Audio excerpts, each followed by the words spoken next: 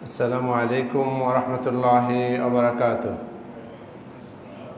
আলহামদুলিল্লাহি রাব্বিল আলামিন ওয়াসসালাতু ওয়াসসালামু আলা আশরাফিল আমবিয়াই ওয়াল মুরসালিন ওয়া আলা আলিহি ওয়া আসহাবিহি আজমাইন, আম্মা বা'দ। মুহতারাম হাজিরিন, মহান আল্লাহ তাআলার দরবারে অশেষ শুকর, যিনি আজকে আমাদেরকে চট্টগ্রামের পার্কভিউ হসপিটাল জামে মসজিদে জুমার নামাজের আগে আলোচনা এবং জুমার নামাজ এবং অন্যান্য ইবাদতে শরীক হওয়ার তৌফিক দিয়েছেন বলে আলহামদুলিল্লাহ। আপনারা নিশ্চয়ই খেয়াল করেছেন যে দেশের বিশেষ করে দুটো ঘটনা পুরো দেশকে কাঁপিয়ে দিয়েছে। একটি হচ্ছে রামিসা হত্যাকাণ্ড, আরেকটি হচ্ছে নূরজাহান বেগমের যে অবহেলায় মৃত্যু। তো আমরা মহানবী সাল্লাল্লাহু আলাইহি ওয়াসাল্লাম এই যে জুমায় আলোচনা, এটার পিছনে অন্যতম কারণ ছিল যে সামাজিক যে কোনো সমস্যা তুলে ধরা এবং মুসলিম উম্মাহকে সঠিক দিক নির্দেশনা দেওয়া। তো আমরা সেই আলোকে আজকে এই বিষয়গুলোকে প্রাধান্য দিয়ে দুটো আলোচনা আসবে। একটা হচ্ছে যে সন্তানের প্রতি বাবা মায়ের কি দায়িত্ব, আরেকটি হচ্ছে বাবা মায়ের প্রতি সন্তানের কি দায়িত্ব। দুটো আলাদাই হলে ভালো হতো, কিন্তু যেহেতু আমি রেগুলার আপনাদের এখানে আসতে পারি না, সেই কারণে দুটো বিষয়কে একত্র করে দিয়েছি। না হয় প্রত্যেকটা নিয়ে আলাদা বড় আলোচনা করার মতো বিষয় এবং গুরুত্ব বহন করে। অর্থাৎ সন্তানের প্রতি বাবা মায়ের কর্তব্য, এটাও যেমন খুবই গুরুত্বপূর্ণ, আবার বাবা মায়ের প্রতি সন্তানের কর্তব্য, এটাও গুরুত্বপূর্ণ। তো আমরা দুটোকে সমন্বয় করে আমরা যেভাবে আপনাদের মুসল্লি বা আমি ফেসবুকে জানিয়ে দিয়েছি যে রামিসা থেকে নূরজাহান, কাঠগড়ায় বাবা মা ও সন্তান, এইভাবে টাইটেল দিয়েছি। অর্থাৎ যাতে দুটোই চলে আসে। সন্তানের প্রতি বাবা মা তার দায়িত্ব পালন করবে আর সে ভাববে যে সে জান্নাতি হয়ে যাবে, এটা যেমন ভুল। আবার বাবা মাকে অসন্তুষ্ট করে সন্তান যত বড় বুজুর্গ হোক সেও যে খুব ভালো সুবিধা পাবে, জান্নাত পাবে, এরকম কোনো নেই। বরং আরো ধিক্কার, নিন্দা, বড় ধরনের শাস্তির ঘোষণা রয়েছে। তা আসুন আমরা উভয় দিক দিয়ে আলোচনা শুনি, অর্থাৎ উভয় পক্ষের আলোচনাটাই শোনা দরকার। তো প্রথমে আমরা যে আলোচনাটা করব সেটা হচ্ছে মসজিদে নববীর একটি খুতবা। যেহেতু আমি মসজিদে নববী এবং মসজিদে হারামের খুতবার আলোকেই আলোচনা করি, তাহলে সুবিধা হয় অথেন্টিক আয়াত এবং যে অথেন্টিক হাদিস থেকে, আয়াত এবং অথেন্টিক হাদিস থেকে বিভিন্ন বিষয় জানার চেষ্টা করা যায়। তবে যেহেতু টপিক দুটো আমাদের, সেই কারণে হয়তো একেবারে অন্যান্য সময় যেরকম একেবারে প্রত্যেকটা আয়াত এবং হাদিসের ব্যাখ্যাতেই সেটা হয়তো সম্ভব নাও হতে পারে। তো আজকে প্রথমে যে আলোচনাটা আমরা করব সেটা হচ্ছে যে হুকুকুল ওয়ালিদাইন। এটা দিয়েছেন আলী আব্দুর রহমান আল হুজাইফি হাফেজাহুল্লাহ। তো মসজিদে নববীর সম্মানিত খতিব, তিনি তার খুতবার শুরুতেই মহান আল্লাহ তাআলার প্রশংসা, মহানবী সাল্লাল্লাহু আলাইহি ওয়াসাল্লামের শানে সালাতু সালাম এবং তাকওয়ার ব্যাপারে নসিহত দিয়ে তারপরে তিনি খুতবা শুরু করেছেন। তারপরে তার খুতবার ভূমিকায় তিনি একটি আয়াত আমাদের সামনে তুলে ধরেছেন। সেটা হচ্ছে যে আউযু বিল্লাহি মিনাশ শাইতানির রাজীম, বিসমিল্লাহির রহমানির রহিম, মান আমিলা সালিহান ফালিনাফসিহি ওয়া মান আসাআ ফাআলাইহা। এই আয়াতটি দিয়ে তিনি ভূমিকা টেনেছেন। এখানে কিন্তু বাবা মা এবং সন্তান অথবা আমরা যারা সমাজের সদস্য সবার প্রসঙ্গটাই চলে আসছে ইশারাতান। সেটা হচ্ছে কি আল্লাহ তাআলা স্পষ্টভাবে বলছেন, যে ব্যক্তি কি করলো, কোনো নেক আমল করে, কোনো ব্যক্তি যখন নেক আমল করে ফালিনাফসিহি, তাহলে এর ফায়দাটাও সেই পাবে, এটা উপকারটা তার জন্যই, এটার কল্যাণ, ভালো দিক, সুফল তার জন্য। ওমান আসাআ, আর যে খারাপ করলো ফাআলাইহা, তাহলে এটা তারই বিরুদ্ধে যাবে। বলেন নাউযুবিল্লাহ।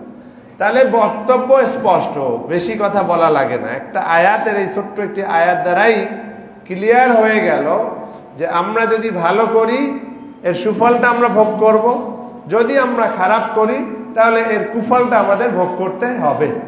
ক্লিয়ার। এখানে কোনো ধরনের বড় পণ্ডিত হওয়ার দরকার নেই এই আয়াতটা বোঝার জন্য। আজকে আমাদের সমাজে নানা ধরনের অপরাধ, অপকর্ম, সব কিছুকে আপনি বৈধতা দিবেন, সব কিছুকে আপনি প্রগতি বলবেন, সব কিছুকে আধুনিকতা বলবেন, সব কিছুকে মডার্ন এডুকেশনের নাম দিয়ে সব কিছুকে জায়েজ করে দিবেন। আর একটা ঝামেলা পাকলে তখন আপনি বলবেন হায় আল্লাহ কি হলো কি হলো কি হলো, এত খারাপ হয়ে গেল সমাজ। প্রত্যেকেই আমরা দায়ী, প্রত্যেকেই আমরা দায়ী। আমরা কেউ হয়তো সন্তানকে অবহেলা করছি, যথাযথভাবে ইসলামী শিক্ষা আদর্শ শিক্ষা দিচ্ছি না। কেউ হয়তো শিক্ষক হিসেবে তার দায়িত্ব পালন করছি না। কেউ হয়তো বাবা হিসাবে তার দায়িত্ব পালন করছি না। কেউ মা হিসাবে দায়িত্ব পালন করছি না। কেউ অন্য যে দায়িত্ব আপনার উপরে বর্তিয়েছে সেটা আপনি পালন করতেছেন না। এবং এই কারণে আমরা আজকে এই ভয়াবহ পরিস্থিতির দিকে যাচ্ছি। অতএব স্পষ্ট বক্তব্য, মান আমিলা সালিহান, যে বা যারা ভালো কাজ করবে, যেই সমাজ ভালো করবে সুফল তারা ভালো পাবে, যেই সমাজ খারাপ করবে সেইটার কুফলও সেই সমাজে পড়বে। এখন এই মানের ব্যাখ্যা যদি আরো বড় আকারে করেন, যেই রাষ্ট্র ভালো কাজ করবে তাহলে সেই রাষ্ট্রের জন্য কল্যাণ হবে, যেই রাষ্ট্র খারাপ কাজ করবে সেই রাষ্ট্রের জন্য সেইটা খারাপ কাজটা গিয়ে বর্তাবে। এটাকে ব্যাপকভাবে আমরা এভাবে ব্যাখ্যা দিতে পারি। তার অর্থ হচ্ছে যেই ইউনিট, যেই কান্ট্রি, যেই নেশন তারা কি করবে, ভালো করবে, তারা ভালোটা পাবে। যদিও আল্লাহ তাআলা একজন ব্যক্তিকে বুঝিয়েছেন, কারণ হচ্ছে যার যার আমল সে ই করবে সেই হিসাবে, কিন্তু এটার দ্বারা আমরা ওই ব্যাখ্যাটাও নিতে পারি, ভালো করলে ভালো, খারাপ করলে খারাপ। Very clear. সম্মানিত হাজিরিন, মহান আল্লাহ তাআলা হাদিসে কুদসির মধ্যে বলেছেন, হে আমার বান্দারা, তোমরা কখনোই এমন খারাপ করার অভ্যাস বা এমন কিছু খারাপের পর্যায়ে যেতে পারবে না যেটা আমাকে স্পর্শ করে, আমার কোনো ক্ষতি করতে পারবে এরকম। ইয়া ইবাদি ইন্নাকুম লান তাবলুগু দররি ফাতাদুররুনি, মানে তোমরা খুবই খারাপ মানুষ, ফর এক্সাম্পল ক্ষতি করতে পারো, খুব খুব ক্ষতিকর কাজ করো, কিন্তু এটা আমাকে টাচ করতে পারবে না। এটা আগেও বলছিলাম, মনে হয় কবে যেন, এর আগেও একটা আলোচনা এসেছিল। ওয়ালান তাবলুগু নাফঈ ফাতানফাউনি, এবং তোমাদের উপকার করার, খুব ভালো কাজ করার অভ্যাস, উপকার করার অভ্যাস, কিন্তু এটা দিয়ে আমার কোনো উপকারে আসবে না, কারণ আমি ওই লেভেলের, মানে তোমার ক্ষতিকেও আমার টাচ করবে না, তোমার উপকারও আমার কোনো টাচ করবে না। ইন্নামা হিয়া আমালুকুম, এই যে ভালো করো খারাপ কাজ করো এটা তো আসলে তোমাদেরই কাজকর্ম ছাড়া আর কিছুই না। উহসিহা লাকুম, এবং এটা তোমাদের জন্য আমি গুনে রাখি। মানে তুমি যে খারাপ হইয়া ভয় দেখাইয়া আমারে ভয় দেখাবা, আমি ভয় পাওয়ার কিছু না। ক্ষতি করে আমার ক্ষতি করবা, আমার ক্ষতি করতে পারবা না। উপকার করবা, আমার ক্ষতি করতে, আমার উপকার করতে পারবা না। বরং উপকার করো, ক্ষতি করো, এটা মূলত তোমাদেরই কাজ, তোমাদেরই উপরে বর্তাবে, আমি সব গুনে রাখি। সুম্মা ওয়াফিকুম ইয়াহা, এই আমি সবকিছু কি করতেছি, জমা করতেছি, কাউন্ট করতেছি, হিসাব রাখতেছি, ক্যালকুলেশন করে রাখতেছি। সুম্মা ওয়াফিকুম ইলাইহা, তারপরে এটা পরিপূর্ণভাবে আমি তোমাদেরকে দিব, প্রতিদান বা রেজাল্ট, ঠিক আছে, এটা আমি দিব। ফামান ওয়াজাদা খায়রান ফালইহমাদিল্লাহ ওয়া মান ওয়াজাদা গায়রা যালিকা ফালা ইয়ালুমান্না ইল্লা নাফসাহু। অতএব যে ব্যক্তি ভালো কিছু পাবে সে যেন আল্লাহর প্রশংসা করে, আল্লাহ তাআলা তাকে তৌফিক দিয়েছেন, কোনো কারণে তার উপরে আল্লাহ খুশি হয়ে তাকে এই তৌফিক দিয়েছেন। আর যে ব্যক্তি এই কল্যাণের উল্টাটা পাবে, গায়রা যালিকা আই গায়রাল খায়রি, কল্যাণের বাইরে অন্য কিছু পাবে, ফালা ইয়ালুমান্না ইল্লা নাফসাহু, সে যেন তার নিজে ছাড়া আর কাউকে দোষারোপ না করে। তার অর্থ হচ্ছে তোমার এই খারাপ কাজের ফসল তুমি ভোগ করতেছো, তোমার খারাপ কাজের ফসল তুমি ভোগ করতেছো। অতএব সাবধান হয়ে যাই আমরা, আমাদের রামিসা হোক আর নুরজাহান হোক, এগুলোর পিছনে আমরা মানুষরাই দায়ী। কখনো বাবা হিসাবে দায়ী, কখনো মা হিসাবে দায়ী, কখনো সন্তান হিসাবে দায়ী, কখনো রাষ্ট্রপ্রধান হিসাবেও আপনি দায়ী হতে পারেন, কখনো আপনি ইউনিয়নের চেয়ারম্যান হিসেবেও দায়ী হতে পারেন। কারণ নবী করিম সাল্লাল্লাহু আলাইহি সাল্লাম বলেছেন, কুল্লুকুম রাঈন ওয়া কুল্লুকুম মাসউলুন আন রাঈয়াতিহি, তোমাদের প্রত্যেকেই দায়িত্বশীল এবং তোমাদের প্রত্যেককেই তার দায়িত্ব সম্পর্কে জিজ্ঞাসা করা। অতএব আপনি যতই বড় পুলিশ পাহারা আর আর্মি পাহারা দিয়ে থাকেন, আপনি যদি এমন কোনো কাজ করেন যেটা মূলত আল্লাহ এবং আল্লাহ রসুলের কাছে অপছন্দনীয়, আপনি আজ হয়তো পুলিশ পাহারায় আছেন, আর্মির পাহারায় আছেন, কিন্তু যেদিন আপনি কবরে চলে যাবেন, যেদিন আখিরাতের ময়দানে আপনি একত্রিত হবেন, তখন আর আপনাকে কেউ পাহারা দিয়ে রাখতে পারবে না। এখনো কি পারে? এখনো কি সম্ভব? পুলিশ পাহারা হয়তো সাময়িক আমরা দেখতেছি, কিন্তু আল্লাহর ফয়সালা হলে কিছু করার আছে? কিছুই করার নাই। আমি যেটা বুঝাতে চেয়েছি সেটা হচ্ছে যে এই যে আমরা শুধুমাত্র ব্যক্তি দায়ী না, আমাদের সমাজপতিরা দায়ী, আমাদের রাষ্ট্রের পরিচালকরা দায়ী।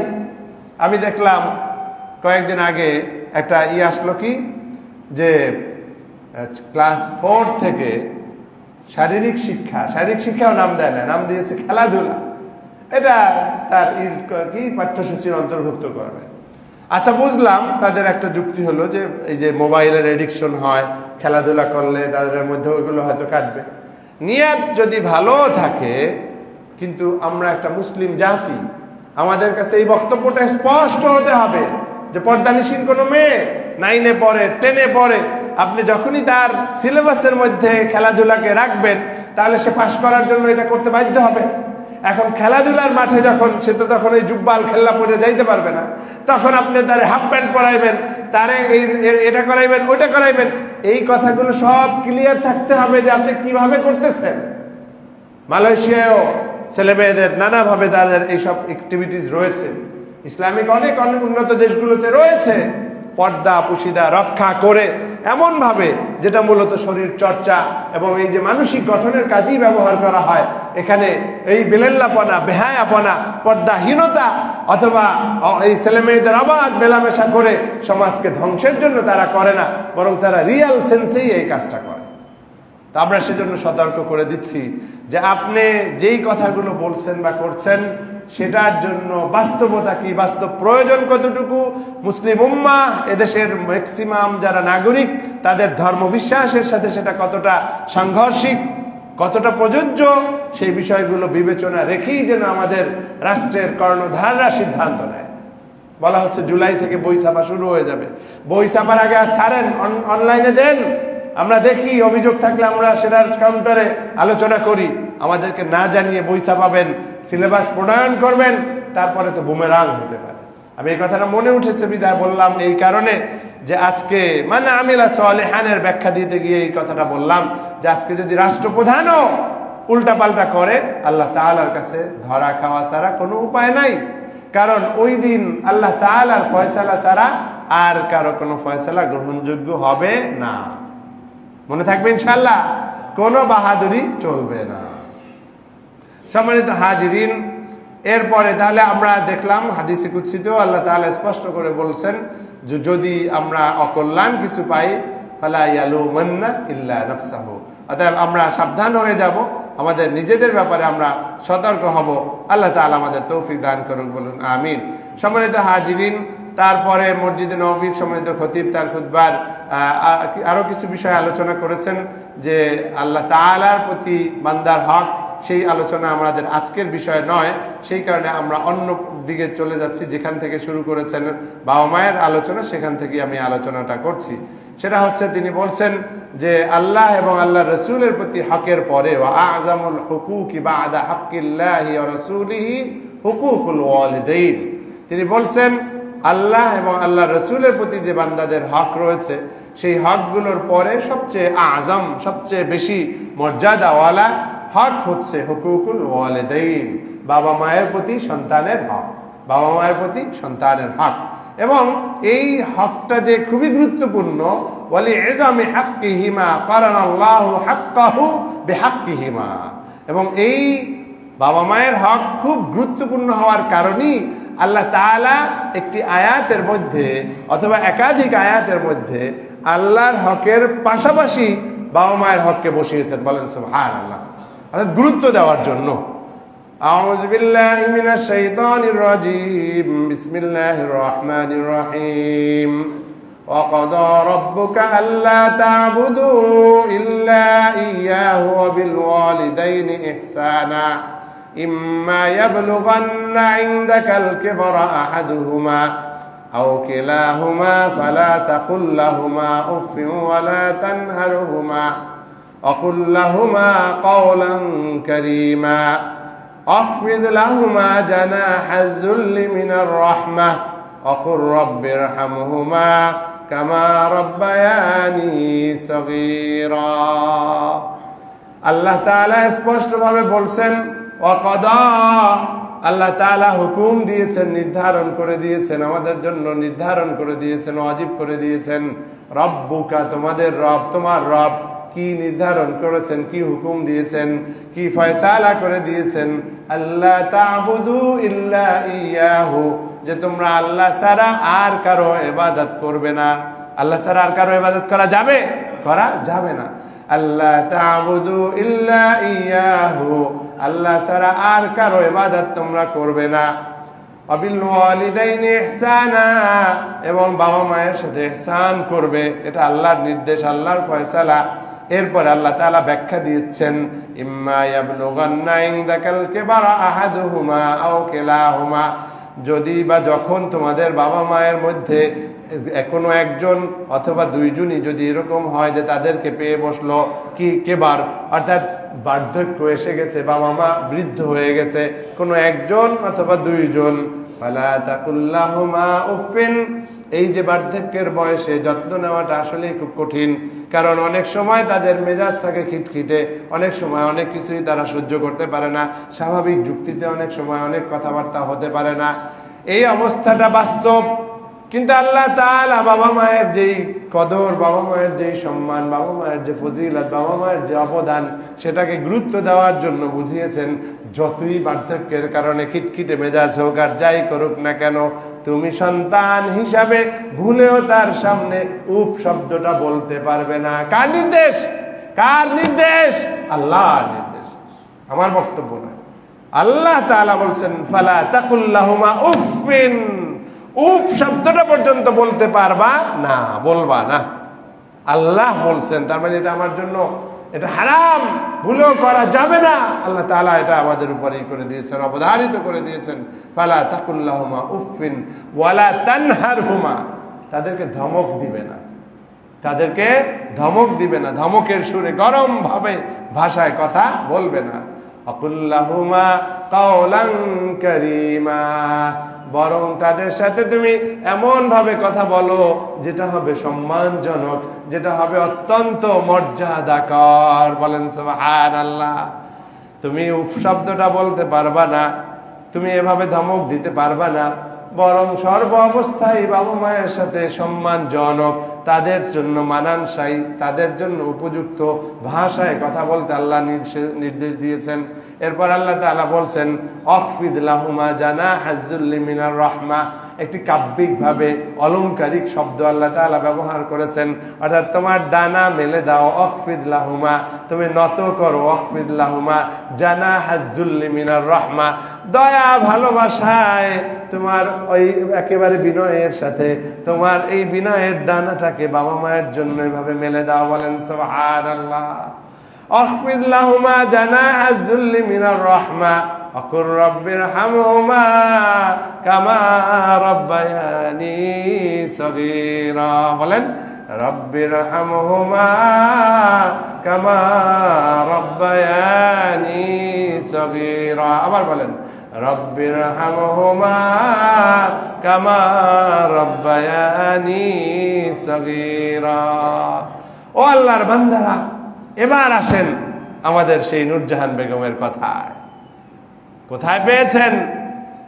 কোথায় এত ব্যস্ততা? বিশ্ববিদ্যালয়ে শিক্ষক হয়েছেন, আপনি বড় বড় অফিসার হয়েছেন, যুগ্ম সচিব হয়েছেন, অথবা বাইরে চলে গেছেন, কিন্তু বাবা মাকে এতটা দূরে রাখা, তার সাথে লোক থাকবে না, তাকে দেখার মতো কেউ থাকবে না, এটা ইসলাম কশিন কালেও মেনে নেয় না। এটা আল্লাহর কথার উল্টা হয়ে গেছে।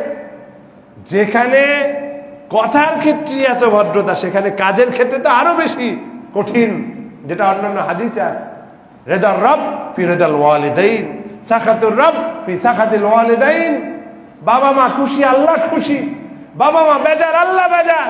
নবীর ভাষায় কথা, এটা আমার বানানোর কোনো কথা না, হাদিস। তাহলে চিন্তা করা যায় কত বড় ঘোষণা। অর্থাৎ বাবা মা খুশি, আল্লাহ খুশি। বাবা মা বেজার, আল্লাহ বেজার। তাহলে তুমি যত বড় পণ্ডিত হও, যত বড় ডাক্তার হও, প্রফেসর হও, ইঞ্জিনিয়ার হও, সচিব হও, বিদেশি হও, বিদেশে প্রবাসী হও, যেথায় যা কিছু করো না কেন, আসলে আল্লাহ তাআলা যদি তোমার উপরে বেজার হয়, তোমার মুক্তির কোনো আশা নাই। মুক্তির আশা আছে? মুক্তিদাতা আর কেউ আছে নাকি? দ্বিতীয় আরেকজন জাহান্নাম থেকে বাঁচানোর জন্য কেউ আছে? নাই। আল্লাহ ছাড়া কেউ আমাদেরকে বাঁচাতে পারবে না। অর্থাৎ পিএইচডি দিয়ে হবে না, সচিব হইয়া হবে না, তোমার প্রফেসর হইয়া হবে না। আল্লাহ যেভাবে বলছেন, নবী যেভাবে শিখিয়েছেন সেটা করতে হবে। বাবা খুশি, মা খুশি, আল্লাহ খুশি। বাবা মা বেজার, আল্লাহ বেজার, ভেরি সিম্পল। এবং আপনারা জানেন নবী করিম সাল্লাল্লাহু আলাইহি ওয়াসাল্লাম একবার খুতবা দিচ্ছিলেন, হঠাৎ করে তার খুতবার প্রসঙ্গটা চেঞ্জ হয়ে গেছে, সাহাবীরা বুঝতে পারে নাই। পরে জিজ্ঞাসা করছেন, ইয়া রাসূলুল্লাহ, আপনি হঠাৎ করে খুতবা থামিয়ে দিয়ে 3 বার এভাবে আমিন আমিন আমিন বললেন, কারণটা কি? নবীজি ব্যাখ্যা দিয়েছিলেন, তার মধ্যে একটা ছিল এই, যে ব্যক্তি তার বাবা মাকে পাইল অথচ জান্নাতে যেতে পারলো না, তার উপরে লানত। এবং নবী করিম সাল্লাল্লাহু আলাইহি ওয়াসাল্লাম সেটাকে মেনে নিয়েছেন। বলেন নাউজুবিল্লাহ। নবীজি আমিন বলছেন, নাউজুবিল্লাহ বলছেন, মানে আমাদের দৃষ্টিতে অভিশাপের দিক দিয়ে, অর্থাৎ লানতের কারণে নাউজুবিল্লাহ বলতে বলেছি। নবী যেটা বলার সেটা সঠিকই বলেছেন, কিন্তু এখানে নাউজুবিল্লাহ বলতে বলার অর্থ হচ্ছে আমাদের জন্য ধিক্কার, তাদের জন্য যারা বাবা মাকে জীবিত পেলেন অথচ জান্নাতের গ্যারান্টি পেলেন না। নবীজি তাকে এই লানতের ব্যাপারে সায় দিয়েছেন। আর নবী তো মুস্তাজাবুদ দাওয়াত সাল্লাল্লাহু আলাইহি ওয়াসাল্লাম, তিনি যখন আমিন বলে ফেলছেন আর রক্ষা নাই, এটার আর কোনো বিকল্প নাই, হবেই হবে, এটা ঘটবেই ঘটবে। অতএব সাবধান, সাবধান, তওবা করেন, তওবা করেন, খালেস তওবা করেন, আল্লাহ তাআলার কাছে ক্ষমা চান, ঘটবেই ঘটবে। এই অর্থে যদি তওবা না করেন, যদি তওবা করেন আল্লাহ তাআলা ক্ষমা করে দিতে পারেন, কারণ আল্লাহ তাআলা গফুরুর রহিম। আল্লাহ তাআলাই বাবা মায়ের মাধ্যমে সেটা ব্যবস্থা করে দেবেন, কিন্তু তওবা করতে হবে, খালেস তওবা করতে হবে। তা আসুন আমরা কোরআনের আলোকে যদি জীবন গঠন করি, ইসলামী শিক্ষার আলোকে যদি জীবন গঠন করি, তাহলে আমরা কোনোভাবেই বাবা মাকে আমরা ত্যাগ করব না, বাবা মায়ের হক আমরা যথাযথভাবে আদায় করব। বাবা মা যে কষ্ট করেছেন সেটাও পবিত্র কোরআনের আয়াতে আল্লাহ তাআলা স্পষ্টভাবেই বলেছেন। মায়ের কথা যেমন হামালাতহু উম্মুহু কুরহান, এভাবে ওয়াদাআতহু কুরহা। এই আয়াতের ব্যাখ্যা আমি যাচ্ছি না, অন্যদিকে আলোচনা, যেহেতু আমাদের 2টো পয়েন্ট আলোচনা করব নিয়ত করেছি সেই কারণে। তাহলে এবার আমাদের যেটা মূল আলোচনা সেটা হচ্ছে আল্লাহ তাআলাই আমাদের উপরে ফরজ করে দিয়েছেন বাবা মার সাথে ইহসান করা। সেই ইহসান হবে কথায়, সেই ইহসান হবে কাজে। ইহসান শব্দটা আম, ব্যাপক, এবং এর অর্থ, এর মধ্যে কথা কাজ উভয়টাই পড়ে, কথা কাজ উভয়টাই পড়ে। এবং যদিও কথার প্রসঙ্গটা একটু বেশি এসেছে, কিন্তু শুরুটা তো করেছেন ওয়াবিল ওয়ালিদাইনি ইহসানা।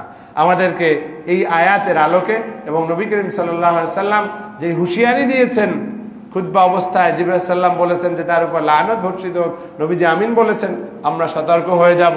আবার হাদিসে বলেছেন যে বাবা মা খুশি আল্লাহ খুশি, সেই আলোকে আমরা বাবা মাকে খুশি করার জন্য রাজি হয়ে যাব। আপনি যত বড় ডাক্তার ইঞ্জিনিয়ার যা হন, ওই সফলতা সফলতা নয়। আসল সফলতা হচ্ছে আখিরাতের সফলতা।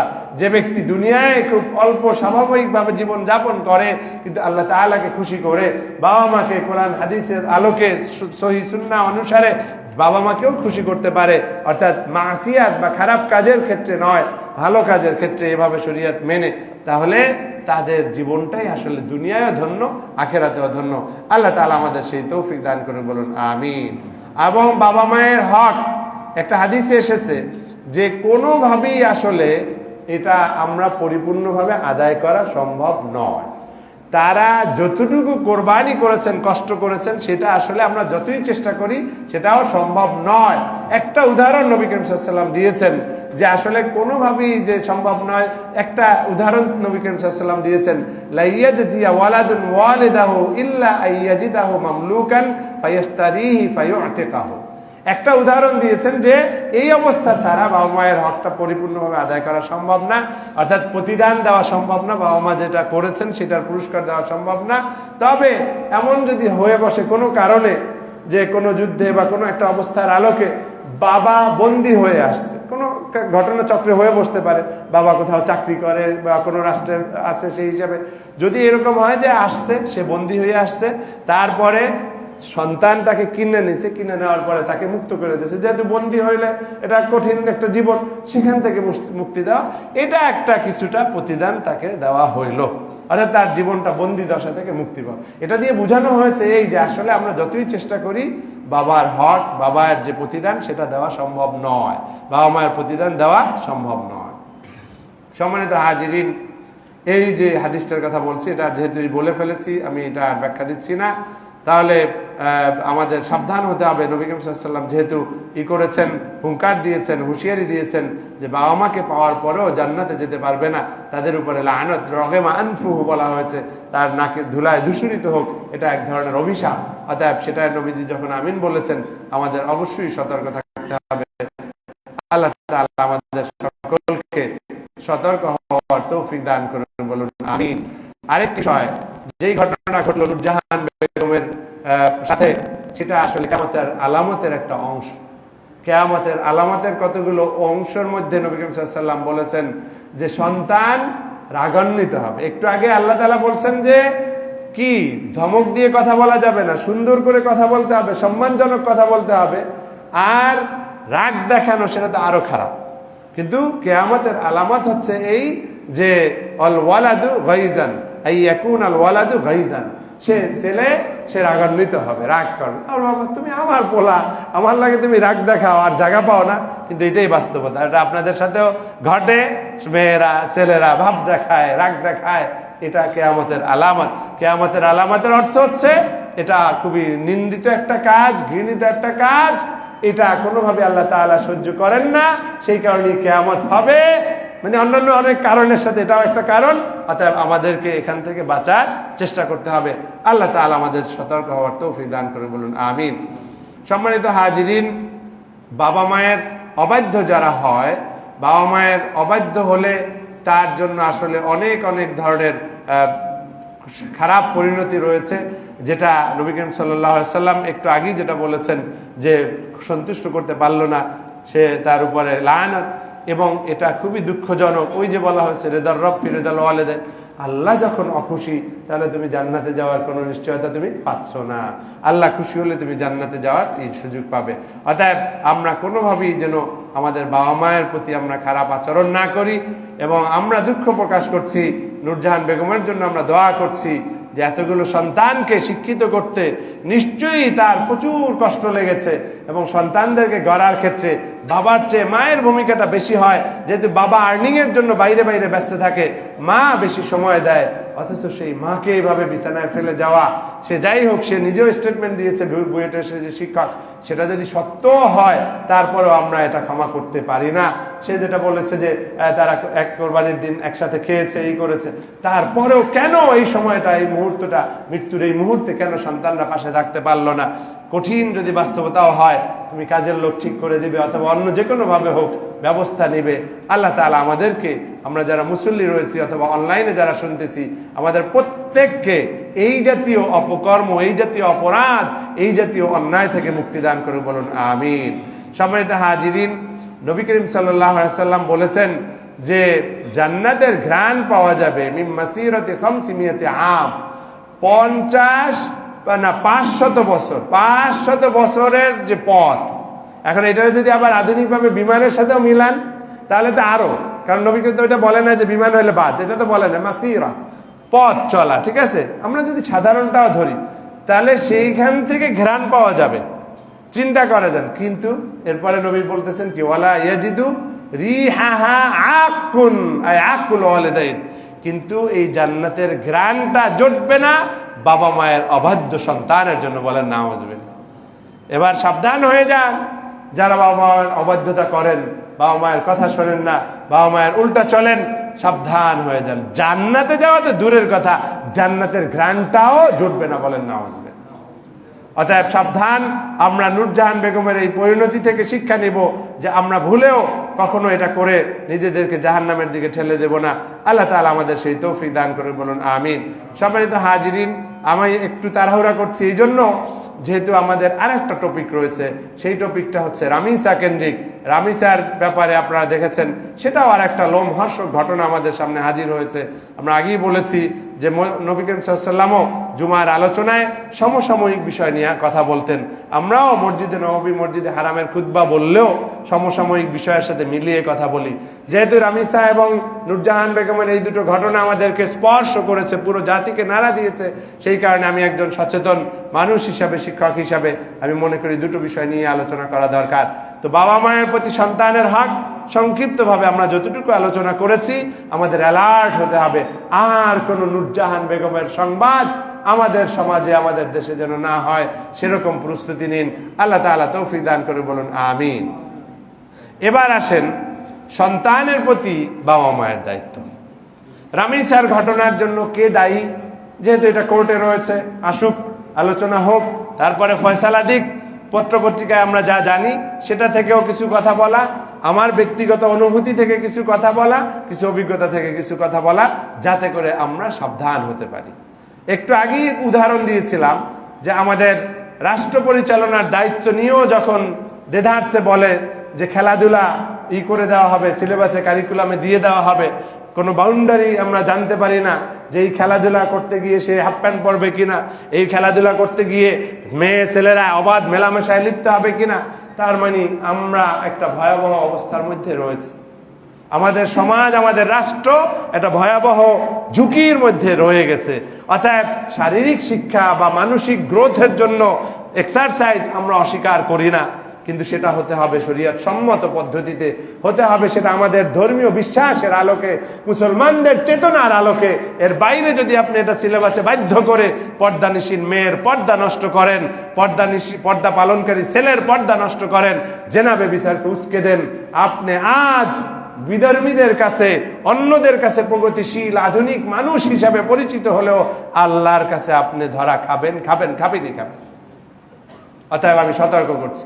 এই কথাটা বলছি এই কারণে যে অনেকেই রামিসার জন্য অবশ্যই আমাদের দুঃখ, এবং ছোট্ট একটি শিশু 7 বছরের, তার জন্য আমরা অন্য কোনো ধরনের যুক্তি আমরা দিতে যাব না। কিন্তু একটা বিষয়ে সতর্ক করতে চাই, হাদিস শরীফে এসেছে কুল্লু মাউলুদিন ইউলাদু আলাল ফিতরা, প্রত্যেক সন্তান, প্রত্যেক যারাই জন্মগ্রহণ করে তারা ফিতরাতের ধর্মের উপরে জন্মগ্রহণ করে। স্বাভাবিকভাবে কল্যাণ, স্বাভাবিকভাবে ভালো কোনটাই হবে, এটা একটা বিবেক, একটা স্বাভাবিক কিছু জ্ঞান আল্লাহ তাআলা ফিতরাতি স্বভাবজাত ভাবেই দিয়ে দেন। বলেন না সুবহানাল্লাহ। এরপরে বলা হচ্ছে যে কিন্তু এই সন্তানকে যারা লালন করে, এই বাবা অথবা মা, তারা এদেরকে খ্রিস্টান বানায় অথবা ইহুদি বানায় অথবা অন্য কোনো ধর্মের অনুসারী বানায়। তাহলে বুঝতে পারছেন, বাবা হইয়া ঘুমাবেন, বাবা হইয়া যা খুশি তাই করতে দিবেন, ফ্রি মিক্সিং করতে দিবেন, মদ খাইতে দেবেন, হারাম টাকা আনে সেটা জানতে পারবেন, তারপরেও কোনো ব্যবস্থা নেবেন না, আপনারও রক্ষা নাই, আপনার রক্ষা নাই, এবং এর দ্বারা আস্তে আস্তে করে পুরো সমাজটাই ধ্বংস হয়ে যাবে। রামিসার ঘটনার জন্য শুধু ওই খুনি, ওই সোহেল বলেন আর যাই বলেন, ও একা দায়ী না। আমাদের সমাজের এই উচ্চশিক্ষিত অনেক মানুষ দায়ী, যারা অবাধ যৌনতাকে প্রমোট করে, যারা বিশ্ববিদ্যালয় ক্যাম্পাসগুলোতে অবাধ যৌনতাটাকে হালাল মনে করে। তারা মনে করে এই বিশ্ববিদ্যালয় মানে তো এরকম, আর এরকম করে করে উচ্চশিক্ষিত মানুষগুলোর মগজ নষ্ট করে দিচ্ছে। এবং এইরকম একটা উদাহরণ দিলাম মাত্র, এরকম জেনাবে বিচার শুধু নয়, অন্যকে ঠকানো, মারামারি করা, হল দখল, সিট দখল, চাঁদাবাজি, অন্যের উপর আধিপত্য বিস্তার করা, এগুলোকে সব বৈধতা দিবেন, মেনে নিবেন। আমার দলের লোক করছে বলে জায়েজ হয়ে গেছে, আপনার দলের লোক করলে জায়েজ হয়ে যাচ্ছে। এই সব করে করেই রামিসাদের এই পরিণতি হয়েছে। আর যদি আমরা দল মত নির্বিশেষে যেই সন্ত্রাসী, যেই মাস্তানি করবে, যেই চাঁদাবাজি করবে, যেই অন্যায় করবে, যেই ঘুষ খাবে, যেই খারাপ জুলুম করবে, তাকে যদি পাকড়াও করার কালচার আমরা ডেভেলপ করতে পারতাম, যে কোনো দল, আমি আজকের যারা ক্ষমতায় তাদের কথাই বলছি না, যুগ যুগ ধরে যারাই আসছে তারা একটা আলাদা ভাবসাব নিয়ে থাকে, আর সর্বনাশটা হয়ে যায় জাতির। বলেন নাউজুবিল্লাহ। আল্লাহ তাআলা আমাদেরকে সতর্ক হওয়ার তৌফিক দান করে বলুন আমিন। আমি এই কথাটা ভূমিকা হিসেবে বলছি এই কারণে যে সন্তানকে লালন করা, নবী করিম সাল্লাল্লাহু আলাইহি ওয়াসাল্লামের যে হাদিসটি একটু আগেই বলেছিলাম, ওই যে কুল্লুকুম রাইন ওয়া কুল্লুকুম মাসউলুন আন রাইয়াতিহি, প্রত্যেকেই দায়িত্বশীল এবং তোমাদের প্রত্যেককে তার দায়িত্ব সম্পর্কে জিজ্ঞাসা করা হবে। ভেরি সিম্পল হাদিস, কিন্তু সো মিনিংফুল, খুবই গুরুত্বপূর্ণ। প্রত্যেকেই দায়িত্বশীল, আমরা প্রত্যেকেই দায়িত্বশীল। যারই অস্তিত্ব আছে, যারই ব্যক্তিত্ব আছে, যারই রূহ আছে, যারই এই দেহ আছে, প্রাণ আছে, প্রত্যেকেই আপনি দায়িত্বশীল। এই কথাটা কতটা পাওয়ারফুল আপনি বুঝতে পারেন? কারণ অনেক সময় আমরা অলসতা করে বলি কি, এটা সরকারের ব্যাপার, এটা অমুকের ব্যাপার, তমুকের ব্যাপার, আমরা এড়াইয়ে যাই। এইরকম যাই না? এই এড়াইয়া যাইতে যাইতে আজকে রামিসাদের এই পরিণতি হয়েছে। এই রামিসার ঘটনার আগে ওই লোলুপ ওকে মানুষটার চোখে দেখে বোঝে নাই, তাদের আইডিয়া হয় নাই যে এটা একটা দুষ্ট চরিত্রের লোক। তখন যদি মানুষরা ধরতো ওকে, তার লাম্পট্য আচরণ যদি মোকাবেলা করতো, তাহলে এটা হইতো না। এখনো ইপটিজিং চলে, এখনো খুন ধর্ষণ চলে, এখনো ছাত্রীদেরকে নির্যাতন করে। বিশ্ববিদ্যালয়, স্কুল, কলেজে, বিভিন্ন জায়গায় আমরা প্রতিবাদ করি না।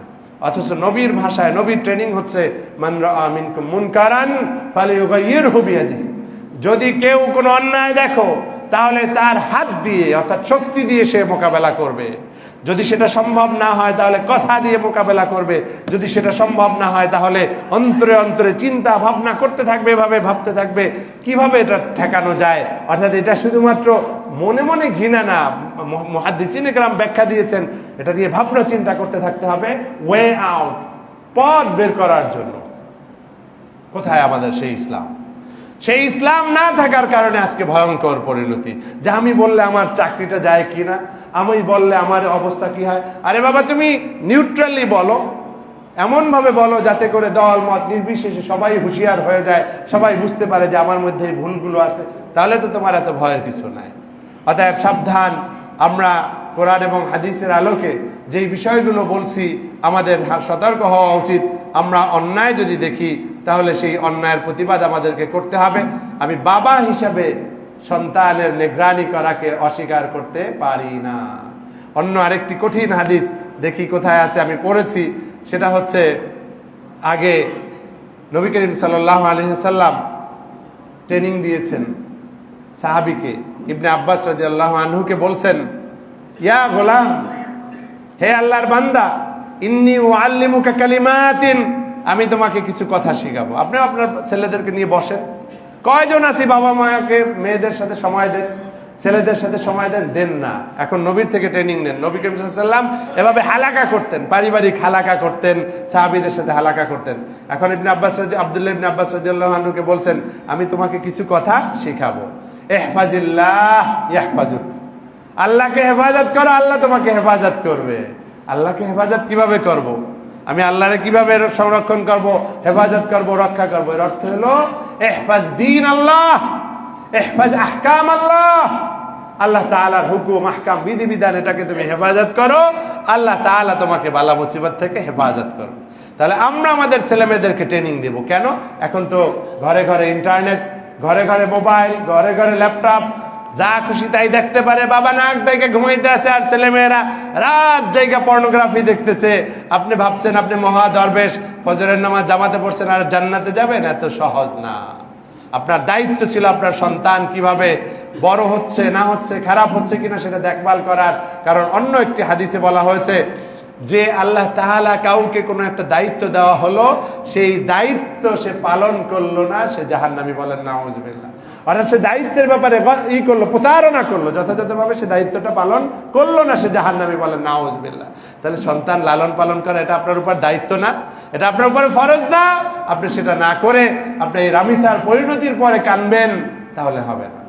অতএব আমরা খুনি ধর্ষকদের যেমন বিচার চাই, একইভাবে বাবা মা, আমরা যারা অভিভাবক, আমরা যারা শিক্ষক, আমরা যারা খতিব, আমরা যারা সচেতন মানুষ, আলেম, মাদ্রাসার শিক্ষক, স্কুল কলেজ ভার্সিটির শিক্ষক, ডাক্তার, ইঞ্জিনিয়ার, সকলকে উদাত্ত আহ্বান জানাচ্ছি, এই সমাজকে রক্ষার দায়িত্ব শুধু রামিসার বাবার একার নয়।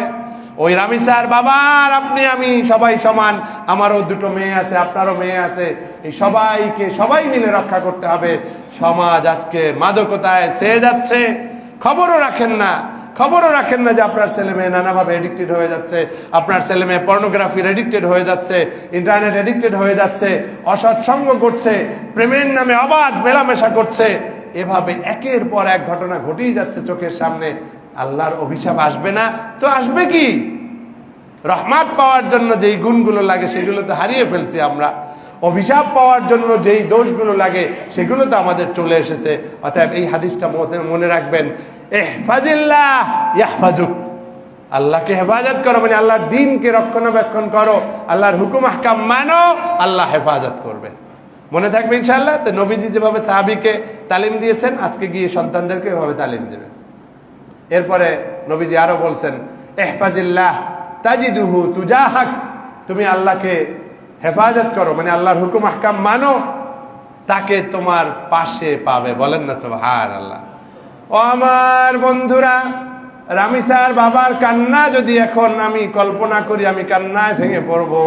এভাবে শুধু রামিসা নয়, বহু ছোট ছোট শিশু ধর্ষণের শিকার হয়েছে, লাঞ্ছনার শিকার হয়েছে।